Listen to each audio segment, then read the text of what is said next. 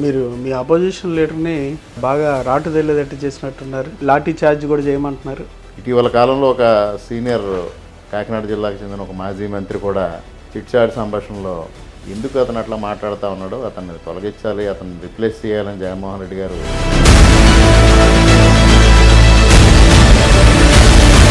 మీరు నియోజకవర్గానికి సంబంధించి డెవలప్మెంట్స్ చాలా పెద్ద ఎత్తున కంటిన్యూటీ చేసినట్టున్నారు. మ్యాక్సిమం ఇప్పుడు కెనాల్ రోడ్ని మొట్టమొదటిసారిగా దాన్ని 4 లేన్గా చేయాలని ప్రయత్నం మొదలుపెట్టా. అది కూడా ఆల్మోస్ట్ సూత్రప్రాయంగా ముఖ్యమంత్రి గారు అంగీకరించారు 680 కోట్లతో. ఇన్ ది మీన్ వైల్ అది గ్రౌండ్ అయ్యే లోపు మీరు చేసే కృషి, ఒక పని చేయాలంటే, ఒక రోడ్డు సాధించాలంటే ఒక పేపర్ పెట్టి కాదు కదా. ఒక అధికారులు కలవాలి, మంత్రులు కలవాలి, పై అధికారులు కలవాలి. ఆ పేపర్, డిపిఆర్, ఇవన్నీ రోడ్స్ ఇవన్నీ చాలా ఉంటాయి. అవన్నీ నియోజకవర్గంలో ఎలా చేరవేస్తున్నారు? అంటే దాదాపు 15-20 సంవత్సరాలుగా ఒక దుర్భరమైన పరిస్థితుల్లో ఆ రోడ్డు మీద ప్రయాణం చేసిన తర్వాత ఆ రోడ్డు ఒక రైడింగ్ సర్ఫేస్, చక్కటి రైడింగ్ సర్ఫేస్ వచ్చిన తర్వాత దాన్ని ఒక యాత్రాస్థలంగా భావించినట్టుగా చిన్నపిల్లలతో సైతంగా వచ్చి చూసి ఎంజాయ్ చేశారు అని అంటే ఒక 20 నెలల్లో వస్తుంది మీ ప్రభుత్వం వచ్చి. అసెంబ్లీలో ఎన్నిసార్లు మాట్లాడారు? కాటన్ బ్యారేజ్ ఆవశ్యకత, కాటన్ బ్యారేజ్ ఎదురుగా డ్యామేజ్ అయింది, గత ప్రభుత్వంలో నిర్లక్ష్యం గురైంది, ఇప్పుడు ఈ ప్రభుత్వం చేయాల్సిన ఆవశ్యకత చెప్పాం, దాన్ని గుర్తించి. కొవ్వూరి బసవరెడ్డి గారికి సంబంధించి ఆయన్ని తీసుకురావాలి, ఆయన ప్రస్తావన తీసుకురావాలని మీకు ఎందుకు అనిపించింది? ఇటీవల కాలంలో వైఎస్ఆర్సీపీ నాయకుడు, వైఎస్ఆర్సీపీ ప్రభుత్వం ఉండగా ఒక ఆయన సూర్యుడు సప్తాశ్వాల మీద ఉన్న ఒక బొమ్మ తీసుకొచ్చి ఆ గుడిపైన ప్రతిష్ఠించి ఇది పెట్టిన దాత పేరు పెద్ద అక్షరాలతో రాసుకున్నప్పుడు మాత్రం నాకు చాలా ఆవేదన కలిగింది. ఓవరాల్గా మీ నియోజకవర్గంలో ఏ కార్యక్రమం చేసినా, లేదంటే వాళ్ళు పిలిపించినా ఆయన అరెస్ట్ చేయడానికో లేదా పోలీసు వెళ్ళి అడ్డుకోవడానికో జరుగుతూ ఉందని ఆయన పదే ఆరోపిస్తూ ఉన్నారు. నిజంగానే మీరు ఆయన అడ్డుకుంటున్నారా? మన నంబటి రాంబాబు గారిని అరెస్టు వివాదంలో ఎప్పుడైతే గుంటూరులో అల్లర్లు జరిగినాయో ప్రభుత్వం అన్ని చోట్ల అలర్ట్ చేసింది. వివాదాస్పదం చేయడానికి ఆయన ప్రయత్నం చేసుకున్నాడు. ఎందువల్ల? ఇక్కడ ఆక్రమణలకు సంబంధించి కూడా మీరు ఈ మధ్య గల్లమెత్తి మాట్లాడుతూ ఉన్నారు. వాళ్ళు ఎలా మాట్లాడుతూ ఉన్నా అసలు ఆ కాలేజీలకు సంబంధించిన అంశంలో మీ నెక్స్ట్ స్టెప్ ఏంటి? ఆ కాలేజీకి ఆ రోజు పర్మిషన్ రావడం కోసం అప్పటి శాసనసభ్యులు అమ్మిరెడ్డి గారు జనతా పార్టీ నుంచి గెలిచి దాని పర్మిషన్ కోసం వారు కాంగ్రెస్లోకి మారి తెచ్చారంటే ఆయన త్యాగమూర్తి, ఈయన త్యాగమూర్తి, ఈ రైతులందరూ కూడా త్యాగమూర్తి. ఇవాళ వీళ్ళందరినీ వదిలేసి అంబటి గారి వ్యాఖ్యల్ని మీరు ఎట్లా చూస్తారు? నేషనల్ తెలపడం కావచ్చు, లడ్డు విషయం కావచ్చు, అంబటి గారి విషయంలో రాజకీయాలు దిగజారిని అనుకోవాలా? అటువంటి భాష ఒక ప్రజా జీవితంలో ఉన్న వ్యక్తులు వాడకూడదు. వాళ్ళు అధికారంలో ఉండగా వాడారు, ఇవాళ ప్రతిపక్షంలో ఉండగా వాడతారు. కావాలనేది ఒక లడ్డు విషయంలో మీరు బీజేపీ అంత ఎక్కువగా ఆ విషయం మీద మాట్లాడినట్టుగా ఏం కనిపించలేదు. బీజేపీ స్పష్టమైన ఆదేశాలు ఇచ్చింది. అడల్ట్రేషన్ జరిగిన మాట వాస్తవం, దానిపైన స్పష్టంగా ఉండండి అని చెప్తాం. తెలుగుదేశం కంట్రిబ్యూషన్ ఎక్కువ, బీజేపీ కంట్రిబ్యూషన్ లీడర్స్లో తక్కువ. కాబట్టి కూటమి నాయకులు ప్రధానంగా చంద్రబాబు నాయుడు గారిని, కూటమిలో ఉన్న వాళ్ళని కార్నర్ చేయడానికి మాట్లాడింది అనుకోవాలా, లేదంటే మీరు ప్రజల్ని తప్పుదారి పట్టిస్తున్నారు? అడల్ట్రేషన్ జరిగిందనేది సిట్ ఎప్పుడైతే చెప్పిందో వాళ్ళకి దిక్కుతోచని పరిస్థితి. ఆ తర్వాత ఎదురుదాడిలో కూడా ఫెయిల్ అవుతున్నాం అని తెలిసిన తర్వాత బడ్జెట్ విషయానికి వచ్చేసరికి అంకెలు పెద్ద స్థాయిలో ఉన్నాయి, కానీ పోయిన సంవత్సరం బడ్జెట్ విషయంలో అనుకున్న టార్గెట్స్ రీచ్ అవ్వలేకపోయారు. ఇవాళ రాష్ట్రాన్ని పునర్నిర్మాణ కార్యక్రమం అంత ఈజీగా సాధ్యం అవట్లేదండి.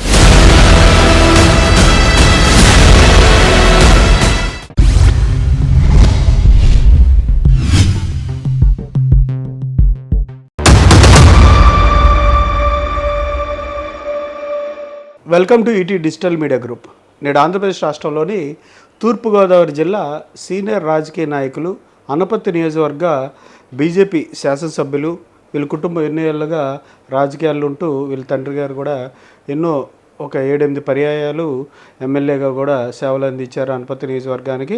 ప్రస్తుతం అనపత్తి నియోజకవర్గానికి సంబంధించి సిచ్యువేషన్స్ ఏంటి, అట్లాగే బడ్జెట్ విషయాలు కావచ్చు, మిగతా అంశాల మీద, కరెంట్ అఫైర్స్ మీద ఇవాళ మనతో మాట్లాడడానికి అనపత్తి నియోజకవర్గ బీజేపీ శాసనసభ్యులు, సీనియర్ పొలిటీషియన్ నల్లమిల్లి రామకృష్ణారెడ్డి గారితో వాళ్ళ ప్రత్యేక ముఖాముఖి. నమస్కారం రామకృష్ణారెడ్డి గారు. నమస్కారం వంశీ గారు. సార్ ఎట్లా ఉన్నారు? Fine sir, fine. ఫైన్. నాన్నగారు విగ్రహం పెట్టినట్టున్నారు. గతంలో అది అనపత్తి నియోజకవర్గంలో ఉండేది, ఇప్పుడు మండపేట నియోజకవర్గంలో ఉంది. అక్కడ నాన్నగారు అభిమానులు అందరూ కలిసి పెడితే మొన్న చంద్రబాబు నాయుడు గారు ఆవిష్కరణ చేశారు దాన్ని. చాలా చోట్ల పెట్టారు, ఇవాళ ఇంకొకటి కూడా పెట్టారు. ఈ మధ్య దాదాపు ఒక 4-5 చోట్ల విగ్రహావిష్కరణలు జరిగినాయి. ఆయన మార్కు కొనసాగిస్తున్నారు మీరు అనుకోవచ్చా? అవునా, తప్పనిసరిగా సార్. ఎందుకంటే ఆయనే నాకు పోటీ. ఆయనే మీకు పోటీ అంటే ఎందువల్ల అంటే ఒక సక్సెసర్గా రాజకీయాల్లోకి వచ్చినప్పుడు ఆ సక్సెసర్ని ఎవరైనా ఫస్ట్ జనరేషన్ వాళ్ళతోనే పోలుస్తారు. ఏదైనా మేము ఆయన మార్కు చూపించకపోయినా, ఆయన లెవెల్లో మేము పనిచేయకపోయినా, ఇదే విషయం పైన మూలారెడ్డి గారు అయితే ఎలాగా స్పందించేవారు, ఇవాళ రామకృష్ణారెడ్డి ఎలా స్పందిస్తున్నారని బేరీ చేసుకుని ఇమీడియట్గా అంటారు ఇదే మూలారెడ్డి గారు అయితే ఇట్లా కాదు అని. అందువల్ల ఆయన్ని పోటీగా తీసుకొని ఆయనకి తగినట్టుగా పనిచేయాలనే భావంతో నేను ముందుకెళ్తా ఉన్నా. మీరు మీ అపోజిషన్ లీడర్ని బాగా రాటు తెలియదట్టు చేసినట్టున్నారు. రాటు తేలేరంటే దేంట్లో ఫ్రస్ట్రేషన్లో అంటారా లేకపోతే ప్రతి దాని మీద స్పందిస్తూ ఉన్నారు, ప్రతి విషయం మీద ఆపోజిట్గా మాట్లాడుతూ ఉన్నారు. ప్రతిపక్షం అంటే మాట్లాడాలి కాదంట్లా, కానీ ఆయన ధోరణిలో కొంచెం విభిన్నంగా వచ్చింది. మీరేం చేసినా పర్లేదు, లాఠీ చార్జ్ కూడా చేయమంటున్నారు. ఎందువల్ల అంటే ఆయన లాఠీ చార్జ్ చేయటం అంత సీన్ ఉన్న లీడర్ కాదు. ఆయన హౌస్ అరెస్టులు చేసేటంత సీన్ ఉన్న లీడర్ కాదు. ఆయన వెనక ఎవరో కేడర్ లేరు. వాళ్ళు రేపో మాపో కూడా పార్టీ వదిలేస్తుందని వార్తలు వినిపిస్తూ ఉన్నాయి. ఆ పార్టీ వదిలేస్తుందని వార్తలు వచ్చిన దగ్గర నుంచి ఆయన ఏదో ఒక విధంగా లైవ్లో ఉండాలనే ఉద్దేశంతో ఇవన్నీ చేస్తున్నారు అనేది వాళ్ళ కార్యకర్తలే అనుకుంటా ఉన్నారు.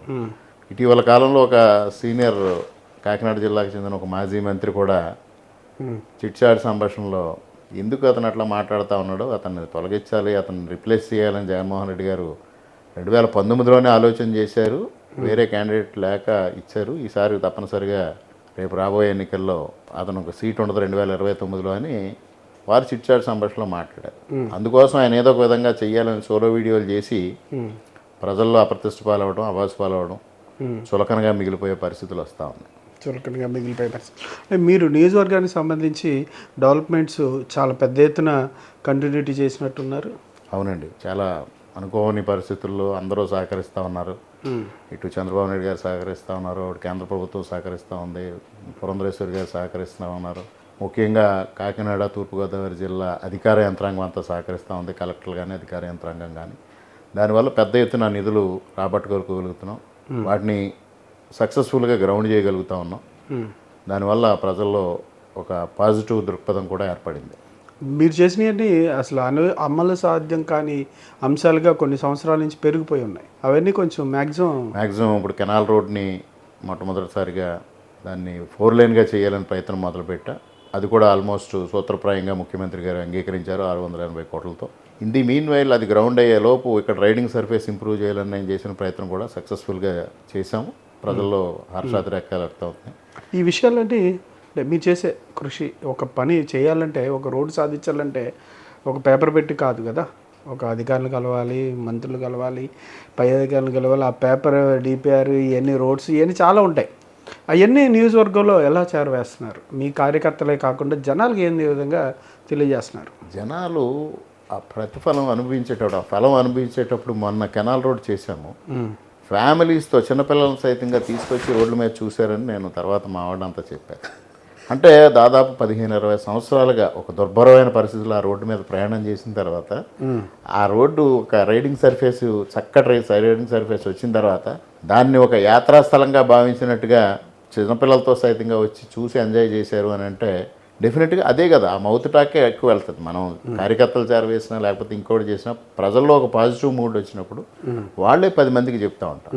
ఇవాళ జన్మభూమి హార్ట్ సాధించాం. వైఎస్ఆర్సీపీ వాళ్ళు అది సాధ్యం కాదని మాట్లాడారు, ఇవాళ సాధ్యం చేసి చూపించాం. ఆ రోజు పెద్ద ఎత్తున దాదాపుగా ప్లాట్ఫామ్ అంతా నిండిపోవడమే కాకుండా ఆ పక్కన ఉన్న ఫ్లైఓవర్ పైన ఉండి దాన్ని ప్రజలు హర్షించడం, అక్కడి నుంచి కాలాభిషేకాలు చేయడం, పేరెంతలు కొట్టడం, ఇంత అద్భుతంగా వాళ్ళు ఆ సిచ్యువేషన్ ఎంజాయ్ చేశారు. ప్రజల్లో ఆ విధమైన పాజిటివ్ మూడ్ వచ్చింది. వాళ్ళ జన్మభూమిలో దాదాపుగా ప్రతిరోజు అనపర్తి నుంచి 200 మంది విజయవాడ వైపు, ఒక 200 మంది వైజాగ్ వైపు ప్రయాణం చేస్తారు. 200 మంది మినిమం 200 మంది ప్రయాణం చేస్తారు. ఓకే, వాళ్ళందరూ దిగి ట్రైన్ ఎక్కి పాజిటివ్గా మాట్లాడుతూ ఉన్నారు. ప్రాంత అభివృద్ధికి రైలు, దానివల్ల డెఫినెట్గా అది ప్రజల్లో ఒక పాజిటివ్ మూడ్ వెళ్తూ ఉంది.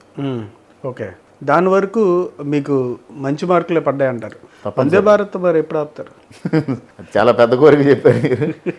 కానీ అది కూడా ఉన్నట్టుంది.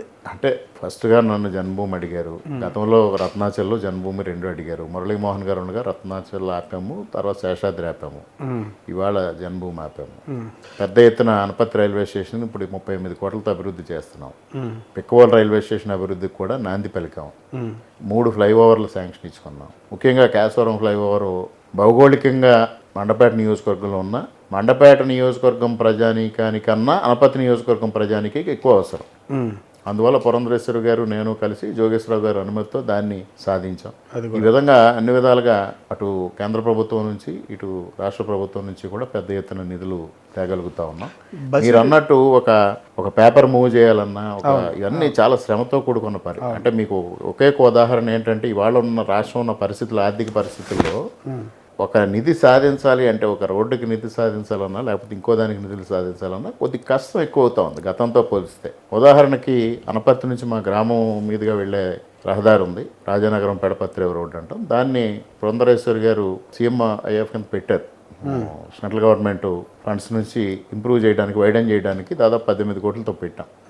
అందువల్ల ఈ లోపుగా రాష్ట్ర ప్రభుత్వం నిధులు దానిలో ఖర్చు పెట్టినా అది క్యాన్సిల్ అయ్యే ప్రమాదం ఉందని ఇంతవరకు ప్యాచ్ వర్క్కి పెట్టాం. దానికి అయ్యే ఖర్చు 70 లక్షలు. ఇవాళ 70 లక్షలు అనేది చాలా చిన్న అమౌంట్. కానీ దాన్ని అప్రూవ్ చేయించుకోవటం కోసం నేను 2 రోజులు విజయవాడ ప్రయాణం చేయాల్సి వచ్చింది. కంటిన్యూటీగా ఈఎన్సీ దగ్గరికి వచ్చి దాన్ని అప్రూవ్ చేయించాలి అని ఒక రోజు రావడం. ముందు రోజుగా నేను ఆయనతో ఆ రోజు వస్తే అనుకోని పరిస్థితుల్లో చింతూరు దగ్గర ఇటీవల కాలంలో బస్సు యాక్సిడెంట్ అయింది. తెల్లవారుజామున నేను అక్కడికి వెళ్లాల్సిన అవసరం రావడంతో ఆయన నాకు అవైలబుల్గా లేకపోయారు. ఆ రోజు సాటర్డే.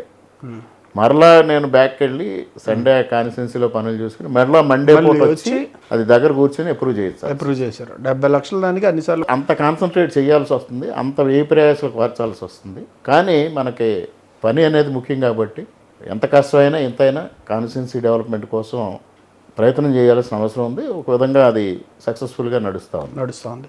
మీ అనుభవం కావచ్చు, మీ నాన్నగారి ద్వారా మీరు నేర్చుకున్న నిబద్ధత ఇవన్నీ హెల్ప్ చేస్తున్నాయి. ఒక 20 నెలల్లో వస్తుంది మీ ప్రభుత్వం వచ్చి. అసెంబ్లీలో ఎన్నిసార్లు మాట్లాడారు? ఈ సెషన్లోనే ఈ వాళ్ళతో 3వ మాట్లాడారు. ఈ సెషన్లోనే అంటే డిఫరెంట్ సబ్జెక్ట్స్ 3 కూడా.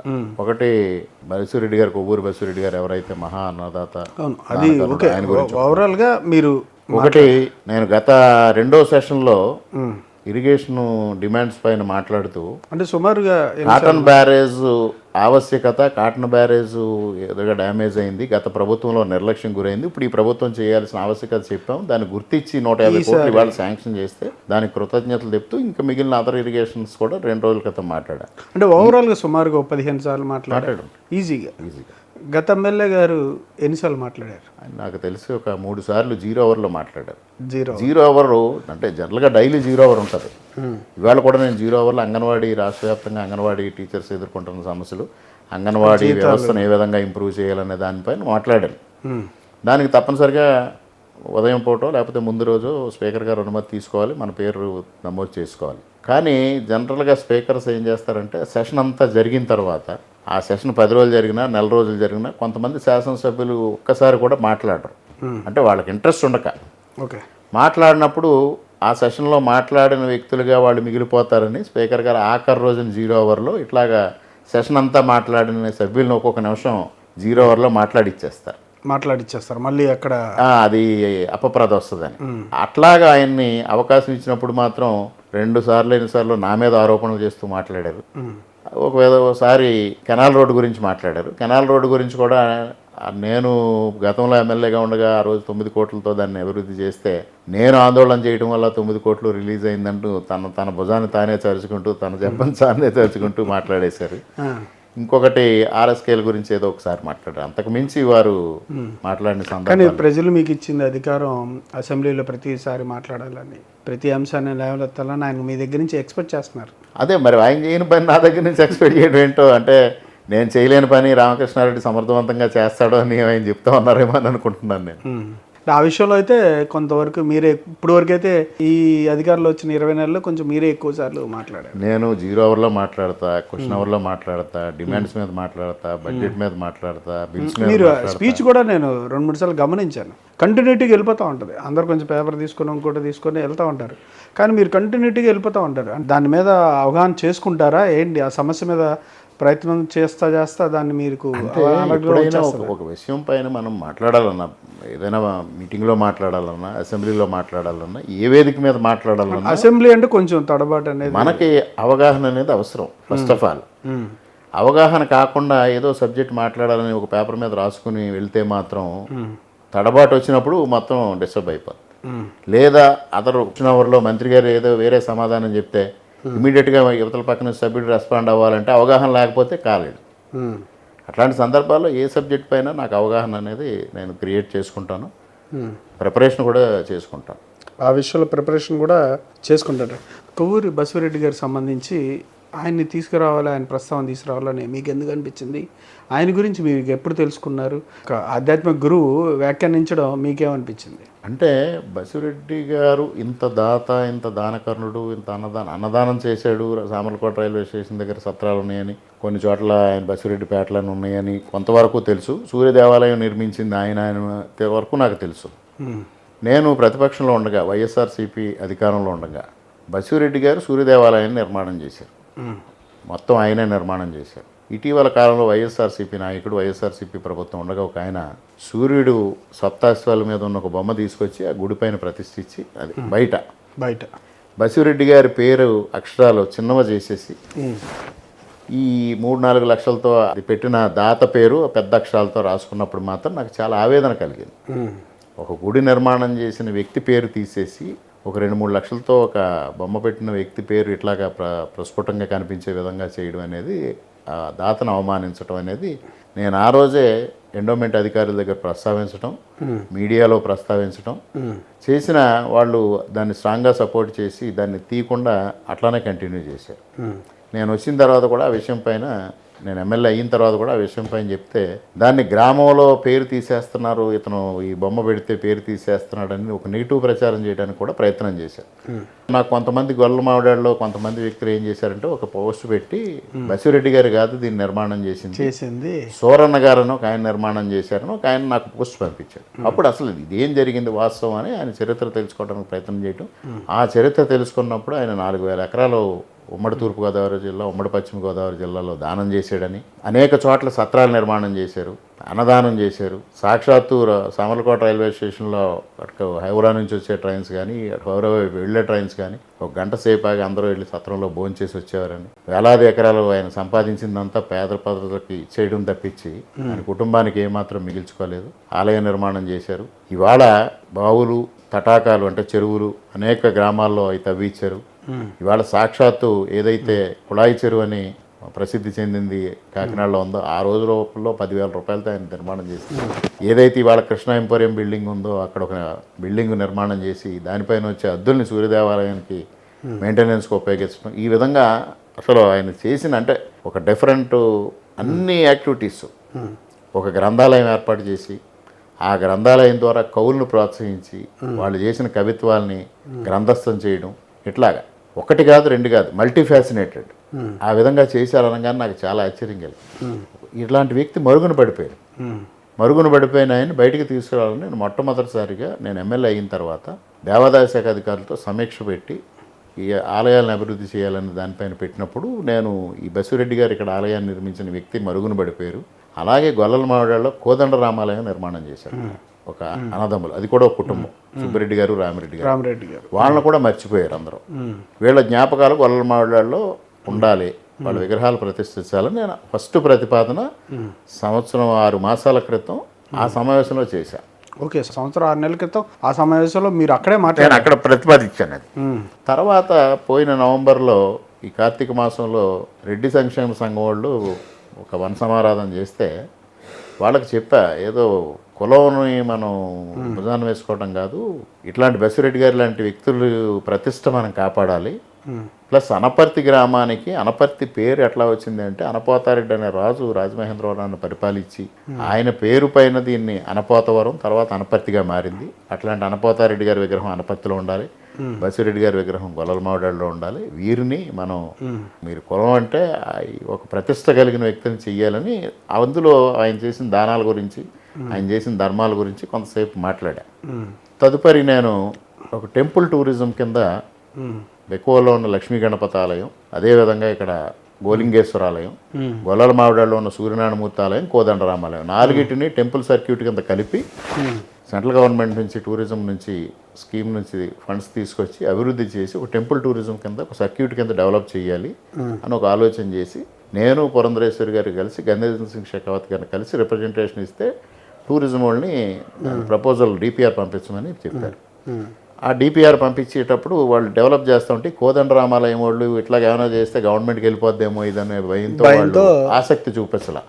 సరే ఆసక్తి చూపించకపోయినా నేను బలవంతాన్ని చేస్తే అది అంతా కాంట్రవర్సీ అవుతుంది, టెంపుల్ విషయాల్లో కాంట్రవర్సీలు కాదని నేను ఈ 3 టెంపుల్స్ చేసేమన్నాను. 92 కోట్లతో డిపిఆర్ తయారైంది. ఆ సందర్భంలో ఆ ఫ్యామిలీ మెంబర్స్ని పిలిచి ఎవరైతే ఇవాళ ట్రస్ట్ బోర్డ్ చైర్మన్గా ఉన్నాయో మిగిలిన పనులు పిలిచి ఇట్లా బసిరెడ్డి గారి విగ్రహం ఈ డిపిఆర్లో మొత్తం తయారైన తర్వాత ఒక మంచి ప్లేస్లో ఆయన విగ్రహం ప్రతిష్ఠ చేద్దాం, మీ అనుమతి కావాలని అడిగా. ఎందుకంటే మనం విగ్రహం పెట్టేటప్పుడు వాళ్ళకి సభ్యుల అనుమతి కంపల్సరీ కావాలి కదా, వాళ్ళు యాక్సెప్ట్ చేశారు. ఈ లోపుగా మేము ప్రాసెస్ నడుస్తూ ఉంది, ఇంకా జరుగుతుంది. గవర్నమెంట్ ఆఫ్ ఇండియాకి ఆ ప్రపోజల్ వెళ్ళింది. దానిపైన నేను మామూలుగా ఆయన ఈ విషయంలో మరి ఎక్స్ఎంఎల్ఏ గారికి కనిపించిన వివాదం ఏంటి? ఈ లోపల వైఎస్ఆర్సీపీ వాళ్ళు దీన్ని ఏం చేశారంటే మేము గొల్లల మావిడాడిని పంచాయతీని బైఫర్కేట్ చేయాలి పరిపాలనా సౌలభ్యం కోసం ఒక ప్రయత్నం చేస్తూ ఉంటే వాళ్ళు అది పొలిటికల్గా ఏమన్నా కూటమికి అడ్వాంటేజ్ అవుతుందేమో అని ఒక సెంటిమెంట్ రెచ్చగొట్టాలని ఒక వ్యక్తి నేను విగ్రహం పెడతాను బసిరెడ్డి గారి విగ్రహం అని. మరి వారు గతంలో ఎమ్మెల్యేలుగా సూర్యనారాయణ రెడ్డి గారు చేశారు, చంద్రశేఖర రెడ్డి గారు చేశారు, శేషారెడ్డి గారు చేశారు, చాలా కాలం కాంగ్రెస్ ప్రభుత్వం కంటిన్యూ అయింది. వాళ్ళందరూ ఆ రోజు మర్చిపోయిన వ్యక్తులు, ఆ రోజు గుర్తురాని వ్యక్తులు ఇవాళ సడన్గా నేను ఈ టాపిక్ తీసుకురాగానే అది మొదలుపెట్టాను. మొదలుపెట్టి దాన్ని చాలా మంది చేత వీడియోలు చేస్తూ ఇవన్నీ చేస్తూ ఉన్నారు. ఈ లోపల నేను అసెంబ్లీలో ప్రస్తావించడం, మొన్న ఇదేదో మధ్య మార్గంగా రెడ్డిస్ అసోసియేషన్ నుంచి ఈ విగ్రహం పెట్టాలి అని కొంతమంది పెద్దలు మాట్లాడారని నా దగ్గరికి రాయబారం వచ్చారు. నేను వారికి ఒకటే చెప్పా, నేను ఆయన విషయంలో వివాదానికి తావు ఉండకూడదనేది నా అభిప్రాయం. ఆయనకి కులం లేదు, పార్టీ లేదు. ఆయన అన్నదానం చేస్తే అన్ని కులాలలో తిన్నారు. ఆయన స్థలదాతలకి అందరికీ చేశాడు. ఇవాళ టెంపుల్లోకి అన్ని కులాల వాళ్ళు వస్తున్నారు. ఆయన కులానికి ఆపాదించడం తప్పు, ఆయనకి రాజకీయం ఆపాదించడం తప్పు. నేను ఒక మహానుభావుడిని వెలుగులోకి తీసుకురావాలనే ప్రయత్నం చేస్తూ ఉండి నేను వివాదం సృష్టించను.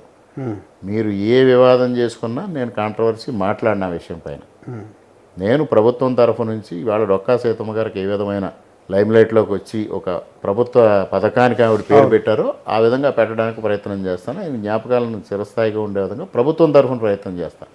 అట్లాంటి గొప్ప వ్యక్తికి ప్రభుత్వం తరఫు నుంచి గుర్తింపు వస్తే అది మంచిదా, లేకపోతే ఒక వ్యక్తుల ద్వారానో ఒక పార్టీ ద్వారా వస్తే గుర్తింపు మంచిదా ఆలోచన చెయ్యండి అని చెప్పి పంపించేశారు.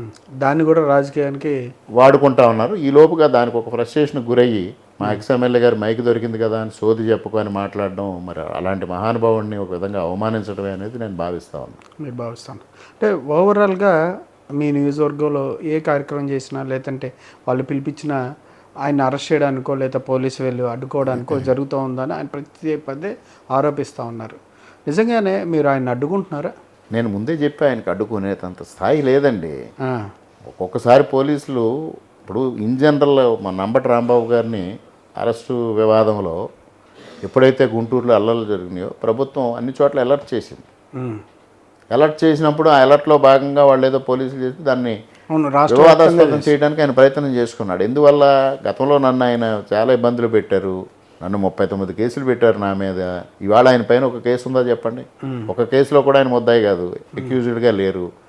నన్ను 30 సార్లు హౌస్ అరెస్ట్ చేశారు, 18 సార్లు ప్రివెంటివ్ అరెస్ట్ చేశారు. ఇవాళ ఆయన ఎక్కడ చేశాం? ఏమీ లేదు.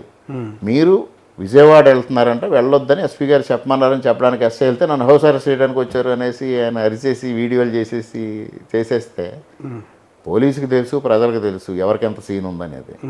ఇక్కడ ఆక్రమణలకు సంబంధించి కూడా మీరు ఈ మధ్య గల్లమెత్తి మాట్లాడుతూ ఉన్నారు. వాళ్ళు ఎలా మాట్లాడుతూ ఉన్నా అసలు ఆ కాలేజీలకు సంబంధించిన అంశంలో మీ నెక్స్ట్ స్టెప్ ఏంటి?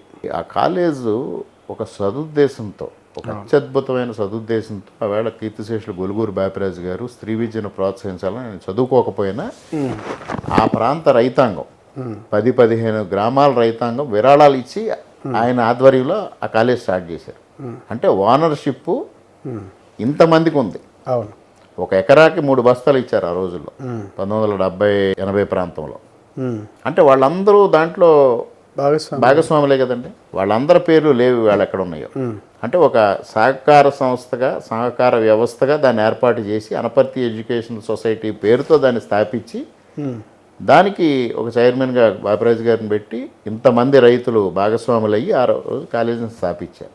ఆ కాలేజీకి ఆ రోజు పర్మిషన్ రావడం కోసం అప్పటి శాసనసభ్యులు అమ్మిరెడ్డి గారు జనతా పార్టీ నుంచి గెలిచి దాని పర్మిషన్ కోసం వారు కాంగ్రెస్లోకి మారి తెచ్చారంటే ఆయన త్యాగమూర్తి, ఈయన త్యాగమూర్తి, ఈ రైతులందరూ కూడా త్యాగమూర్తులే. ఇవాళ వీళ్ళందరినీ వదిలేసి ఒక థర్డ్ పర్సన్ దాన్ని ఫ్రూట్స్ ఎంజాయ్ చేస్తాం. మీరు గతంలో మీరు అధికారంలో లేనప్పుడు ఆ ప్రైవేటీకరణ సంబంధించి జరిగిందని చెప్తున్నారు. మరి అప్పుడు మీరెందుకు నిరసన పూర్తి స్థాయిలో తెలియజేయాలి? నేను అప్పుడు ప్రతిసారి మాట్లాడాను దానిపైన. జీబీఆర్ కాలేజీలో ఇలా ఆక్రమణలు జరిగినాయి అని మాట్లాడాను. నేను రిప్రజెంటేషన్స్ ఇచ్చాను, ఎడ్యుకేషన్ డిపార్ట్మెంట్కి ఇచ్చాను. ఎవరు దానిపైన యాక్షన్ తీసుకోవాలా. ఇవాళ మేము కూటమి ప్రభుత్వం వచ్చిన తర్వాత సుమారు ఎంత భూమి ఆక్రమించారు? దాదాపుగా ఏదైతే వెనకున్న రైతులు ఉన్నారో ఆ రైతులకి వెళ్ళే దారులన్నీ ఆక్రమణ చేశారు. రైతులకు వెళ్ళే దారులన్నీ ఆక్రమణ చేశారు. తర్వాత ఏదైతే ఒక మేజర్ డ్రైన్ ఉందో అనపర్తి పోలీస్ స్టేషన్ దగ్గర నుంచి దుప్పలపూడి నుంచి వచ్చే వాటర్ వచ్చే డ్రైన్, మేజర్ డ్రైన్, దాన్ని ఆక్రమించేశారు. పక్కనే రామారెడ్డి జిల్లా పరిషత్ హై స్కూల్ స్థలాన్ని ఆక్రమణ చేశారు. ముందు ఆర్ఎన్బి రోడ్డు స్థలాన్ని ఆక్రమించారు. ఆల్రెడీ తహసీల్దారు ఆధ్వర్యంలో రెవెన్యూ అధికారులు, ఆర్ఎన్బి అధికారులు, పంచాయతీరాజ్ శాఖ అధికారులు మార్చేసేసారు. 6 మాసాలు అయింది. 6 మాసాల నుంచి వారు ఏమంటున్నారు, కరస్పాండెంట్ ఆరోగ్యం బాగాలేదు, వాయిదా ఇవ్వండి అని అడుగుతున్నారు. వారు కూడా వాయిదా ఇస్తున్నారు. ప్రభుత్వం సహకరిస్తుంది, మీరే తొలగించండి అని అడుగుతున్నారు. సిస్టమ్ ప్రకారంగా ఫామ్ 7, ఫామ్ 6 ద్వారా నోటీసులు ఇష్యూ చేశారు. నోటీస్ 7, నోటీస్ 6 ఇష్యూ చేశారు. మీరు తొలగించుకోండి అన్నారు. సూర్యనారాయణ రెడ్డి గారి వెర్షన్ ఏంటి, ఆక్రమణ ఉంటే తొలగించుకోండి మీరు అంటే మీరు ఆక్రమించేస్తారు, ప్రభుత్వం తొలగించాలా. తప్పని తెలిసిన తర్వాత ఒక ప్రజాప్రతినిధి అయి ఉండి, ఒక మాజీ ప్రజాప్రతినిధి అయి ఉండి, పబ్లిక్ లైఫ్లో ఉండి మీరే తొలగించండి అంటే ఎంతవరకు సమర్థనీయం? ప్రభుత్వం రిలేషనేగా, బావమరిది, సొంత బావమరిది. అదే అది ఏటీఎం అండి. ఆ కాలేజు గతంలో కాంగ్రెస్ పార్టీకి, ఇవాళ వైఎస్ఆర్సీపీకి ఏటీఎంలో పనిచేస్తూ ఉంది పూర్తి స్థాయిలో. అంటే అడ్మిషన్స్ కానీ ఓవరాల్గా అన్ని. ఇప్పుడు నేను అడిగేది 3 సంవత్సరాలుగా కరస్పాండెంట్ అనారోగ్యం పేరు చెప్పి హైదరాబాద్లో ఉంటున్నాడు. 3 సంవత్సరాలు ఇక్కడ డే టు డే అడ్మినిస్ట్రేషన్ జరుగుతూ ఉంది, అడ్మిషన్స్ జరుగుతూ ఉన్నాయి, కాలేజ్ యాక్టివిటీ నడుస్తూ ఉంది. దానికి లేని అడ్మినిస్ట్రేషన్కి లేని అడ్డు ఇవాళ అధికారులు వచ్చి ఎంక్వైరీ కోసం పేపర్స్ అడిగినా, డాక్యుమెంట్స్ అడిగినా, లేకపోతే ఆక్రమణలు తొలగించడినా ఆయన అనారోగ్యం అడ్డొస్తూ ఉంది. ఇది అక్కడ విచిత్రం అర్థం కాదు. ఆయనేమో ఎన్నికల ముందు వైకుంఠ ఏకాదశి నాడు తిరుపతి సాక్షిగా రాజకీయాలు చేయడానికి ఆయన ఆరోగ్యం సహకరించింది. ఇటీవల కాలంలో హైదరాబాద్లో ఫంక్షన్లకు అటెండ్ అవ్వడానికి, పార్టీలకి అటెండ్ అవ్వడానికి ఆయనకి అనారోగ్యం లేదు. ఓన్లీ ఈ విషయానికి వస్తువులకు మాత్రం ఎంత వాల్యూ ఉంటుంది? చాలా వాల్యూ ఉంటుందండి. దాదాపు 20 కోట్లు, నేను ఆ రోజు ఆరోపించాను కదా, 20 కోట్ల రూపాయల భూమిని వీళ్ళు ఆక్రమణలు చేశారు. అంటే మీరు ఎంత కొండను తవ్వుతున్నారు? కొండను కాదండి, తవ్వేసాం. ఎంక్వైరీ కమిటీ కూడా వేశారు ప్రభుత్వం. ఎంక్వైరీ కూడా జరుగుతూ ఉంది. ఎంక్వైరీకి వాళ్ళు సహకరించట్లా. అదే అనారోగ్యం పేరు చెప్పి డాక్యుమెంటరీ ఎవిడెన్స్ ఇవ్వట్లా. ప్రభుత్వమే తీసుకుంది. ఇప్పుడు ప్రభుత్వం దగ్గర అన్ని డాక్యుమెంట్స్ ఉంటాయి. అవి కూడా ఎప్పుడో 80 కాబట్టి కొంత టైం పట్టింది, అన్ని తీశారు. కమిటీని కాన్స్టిట్యూట్ చేశారు విత్ ఆల్ డిపార్ట్మెంట్స్. ఆ కమిటీ ఎంక్వైరీ జరుగుతాం. గతంలో చేసిన ఆరోపణలకి ఇప్పటికి దానికి వర్క్ జరుగుతుందా? మీరు కంటిన్యూటీ వర్క్ చేస్తున్నాం కదా దాంట్లో. కాసేపు అంబటి రాష్ట్ర రాజకీయాల దగ్గరికి వద్దాం. అంబటి గారి వ్యాఖ్యల్ని మీరు ఎట్లా చూస్తారు? నిరసనలు తెలపడం కావచ్చు, లడ్డు విషయం కావచ్చు, లడ్డు వివాదం నుంచి మొదలుకున్నది అంబటి గారి వైపు టర్న్ అయింది. ఆయన కాస్త కులానికి, సామాజిక వర్గానికి సంబంధించి అదొక రంగు పులిమే పరిస్థితి తీసుకొచ్చారు. అంబటి గారి విషయంలో రాజకీయాలు దిగజారిని అనుకోవాలా? ఎటువంటి విలువలు ఉన్నాయి? వాళ్ళ పూర్తిగా దిగజారి. ఎందువల్లంటే అటువంటి భాష ఒక ప్రజా జీవితంలో ఉన్న వ్యక్తులు వాడకూడదు. వాళ్ళు అధికారంలో ఉండగా వాడారు. ఇవాళ ప్రతిపక్షంలో ఉండగా వాడతా ఉన్నారు. మీరు అదొక్కసారి చూడండి, ఆయన కారులో ఆయన ముందు సీట్లో ఉన్నారు, ఆయన వెనక సీట్లో ఉన్న వాళ్ళు వీడియో ముందుకు పెట్టి ఆయన వ్యాఖ్యలను రికార్డ్ చేసి రిలీజ్ చేశారు. ఎందువల్ల ఈ లడ్డు వివాదాన్ని పక్కదారి పట్టించడం కోసం. కావాలనేది ఒక ప్రీప్లాన్డ్ గేమ్లో దాన్ని చేసి మళ్ళీ ఆయన ఒక క్యాస్ట్ లీడర్ కింద ప్రమోట్ చేయాలని.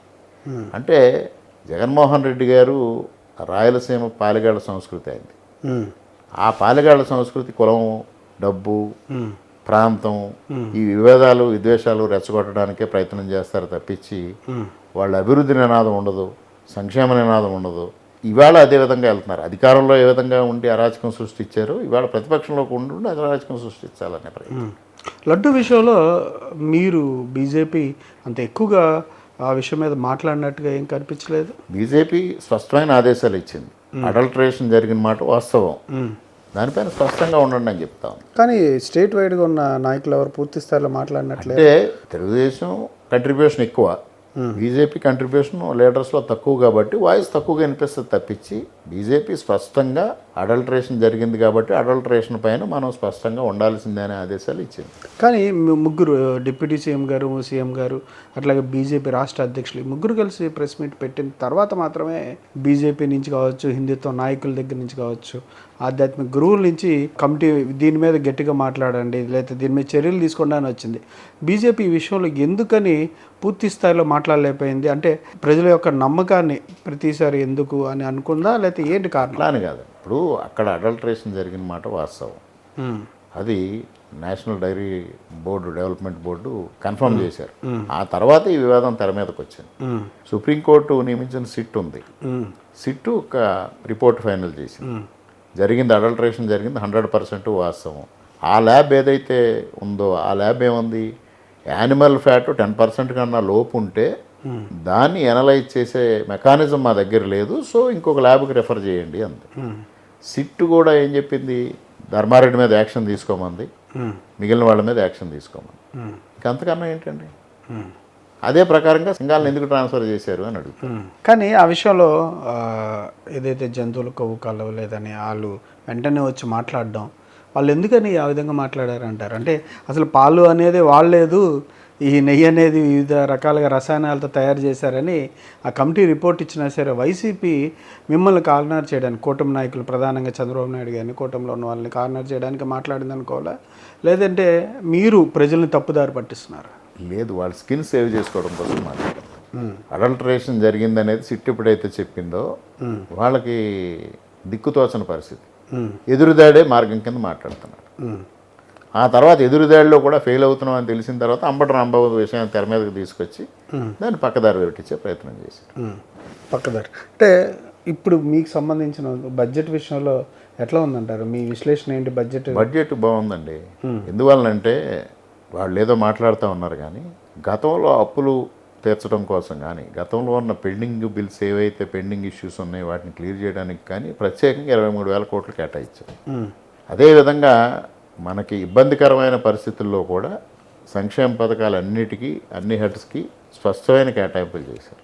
అట్ ది సేమ్ టైం రోడ్లకు కానీ, పుష్కరాలకు కానీ, మెడికల్ అండ్ హెల్త్కి కానీ, ఎడ్యుకేషన్ ఇన్ఫ్రాస్ట్రక్చర్కి కానీ పెద్ద ఎత్తున నిధులు కేటాయించారు. ఒక ఎడ్యుకేషన్ ఇన్ఫ్రాస్ట్రక్చర్కే 33,000 crores ఇచ్చారు, హెల్త్కి ఇచ్చారు.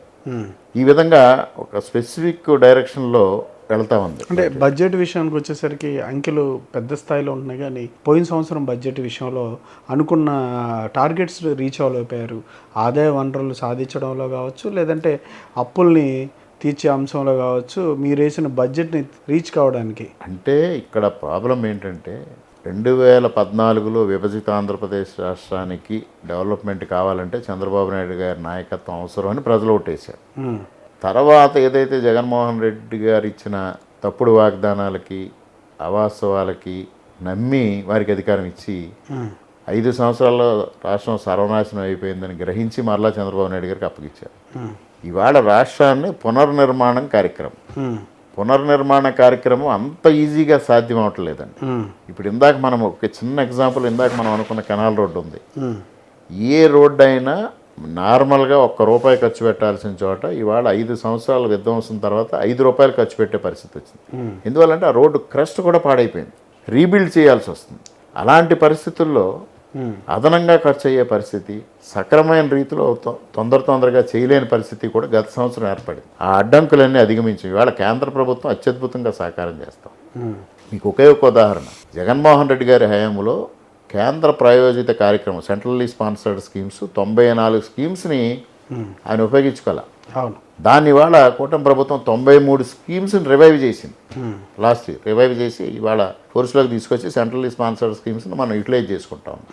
ఇవాళ పెట్టుబడులను ఆకర్షించడంలో దేశంలో 100 పరిశ్రమలు వస్తే 25% ఆంధ్రాకి వస్తున్నాయి. అంత అభివృద్ధి దిశగా మనం వెళ్తా ఉన్నాం. అంత పెట్టుబడులను ఆకర్షించే దిశగా వెళ్తున్నాం. ఆదాయం ఏమైనా పెరుగుతుందా? కొంచెం ఆదాయం పెరుగుతుందండి, తప్పనిసరిగా పెరుగుతుంది. మీకు ఎప్పుడైతే ఇన్ఫ్రాస్ట్రక్చర్ పెరిగిందో తప్పనిసరిగా ఆదాయం పెరుగుతుంది. బడ్జెట్ విశ్లేషించేటప్పుడు ఏ అంశాలని పరిగణలోకి తీసుకోవాలి? సంక్షేమం, అభివృద్ధి, అప్పులు. సంక్షేమంలో ఏం కేటాయించలేదో మీ ఎక్స్ఎమ్మెల్యే గారు చెప్తా ఉన్నారు. ఎక్స్ఎమ్మెల్యే గారు బడ్జెట్ మీద విశ్లేషణ చూసారో లేదో, బడ్జెట్ గురించి ఆయన మాట్లాడుతాను అన్నట్టు ఓన్లీ సంక్షేమ పథకాలు అమలు చేయటం లేదని ఎప్పుడూ రొటీన్ సబ్జెక్ట్ మాట్లాడి మెడికల్ కాలేజీలు పీపీపీల విధానం మీద మాట్లాడుతూ ఉన్నారు. దాంట్లో ఉన్న లోపభూయిష్టాలు ఏంటి? పీపీపీ మోడల్ అనేది ఇవాళ కొత్తగా వచ్చింది కాదు. వాజ్పేయి గారి హయాం నుంచి రోడ్స్ ఇన్ఫ్రాస్ట్రక్చర్నే పీపీపీ మోడల్లో స్టార్ట్ చేసి ఇవాళ ఫస్ట్గా పీపీపీ మోడల్లో మెడికల్ కాలేజీలు ఎక్కడ స్టార్ట్ అయింది? అసెంబ్లీ సమావేశాలు ఎలా జరుగుతున్నాయి? ఒక పార్టీ లేకుండానే అన్ని విషయాల మీద చర్చలు కానీ దానికి సంబంధించి సవరణలు కానీ ఎలా జరుగుతాయి? శాసనసభ్యుని ఎన్నుకున్నానంటే వెళ్ళి సమగ్రమైన చర్చ చేయాలి. ఇవాళ 11 మందికి కూడా ఆ బాధ్యత ఉంది కదా. జగన్మోహన్ రెడ్డి గారికి ఆ బాధ్యత ఉంది కదా. పులివెందుల ఎమ్మెల్యేగా ఆయన వచ్చి చర్చలో పాల్గొవాలి కదా. మరి ఎందుకు పాల్గొనట్లేదు ఆయన? మీది రెడ్ బుక్ రాజ్యాంగం, వాళ్ళది డిజిట్ డైరియా. ఇక్కడ రెడ్ బుక్ రాజ్యాంగం ఏమీ లేదండి. ఇక్కడ అంబేద్కర్ రాజ్యాంగమే నడుస్తూ ఉంది ఆంధ్రప్రదేశ్లో ప్రస్తుతం. అనపర్తిలో రామకృష్ణారెడ్డి రాజ్యాంగం నడుస్తుంది. ఎక్కడా లేదండి. నేను ఎక్కడా కక్ష సాధింపు కానీ వేరేది కానీ లేదు. సూర్యనారాయణ రెడ్డి గారికి ఒక్కళ్ళకి మాత్రమే రామకృష్ణారెడ్డి గారి రాజ్యాంగం అంటారు. రాజకీయ నాయకుడికి డిసిప్లిన్ ఎంతవరకు ఉండాలి? డిసిప్లిన్ రాజకీయ నాయకుడి విషయంలో మీ ఉద్దేశం ఏంటి? ఒక పక్క పార్టీ రాజ్యాంగం ఉంటుంది, పార్టీ విధి విధానాలు ఉంటాయి, దానికి కట్టుబడి ఉండాలి. రెండో పక్కన మనం ప్రజలు ఎన్నుకుంటారు, వారి భావజాలానికి అనుగుణంగా. మీరు వ్యవసాయానికి సంబంధించి కూడా చాలా విషయాల్లో మాట్లాడుతూ వచ్చారు. మీరు వ్యవసాయానికి సంబంధించి ఏమైనా సాధించారా? నీటి విషయంలో కావచ్చు. నీటి విషయంలో నేను మొదటగా శాసనసభ్యుడు అయిన వెంటనే ఇంకా అప్పటికి ప్రమాణ స్వీకారం కూడా చేయాలి. అప్పుడు మొదటి పంట వస్తూ ఉంది. రైతులు వచ్చి నీరు అందట్లేదనే సమస్య తీసుకొస్తే మీరు ప్రతిపక్షంలో ఉండగా చంద్రబాబు నాయుడు గారిని అడ్డుకున్నప్పుడు చాలా కష్టపడి పాదయాత్ర చేసుకుంటూ వచ్చి మీటింగ్ కండక్ట్ చేశారు. వెనక్కి వెళ్ళి చూస్తే ఏమనిపించింది? తెలుగుదేశం పార్టీ చరిత్రలో ఒక మలుపు. అప్పటి వరకు కార్యకర్తలు ఒక అభద్రతాభావం, ఒక భయం ఉన్నది. Thank you sir. Thank you very much Ramakrishna Reddy గారు.